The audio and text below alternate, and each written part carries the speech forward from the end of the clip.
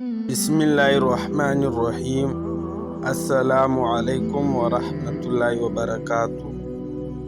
حضور افضل صلی اللہ علیہ وسلم کا ارشاد ہے کہ حق تعالی شانہ ارشاد فرماتے ہیں کہ میں بندے کے ساتھ ویسا ہی معاملہ کرتا ہوں جیسا کہ وہ میرے ساتھ گمان رکھتا ہے، اور جب وہ مجھے یاد کرتا ہے تو میں اس کے ساتھ ہوتا ہوں۔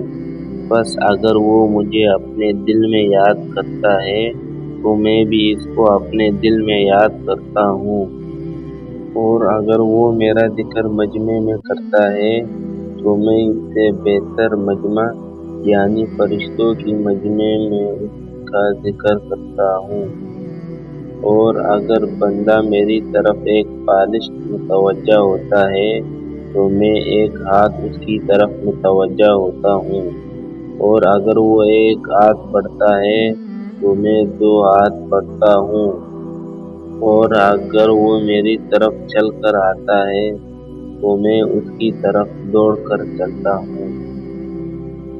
تمام مسلمان بھائیوں سے گزارش کرتا ہوں کہ ویڈیو کو لائک، شیئر اور سبسکرائب ضرور کریں۔ جزاک اللہ خیر۔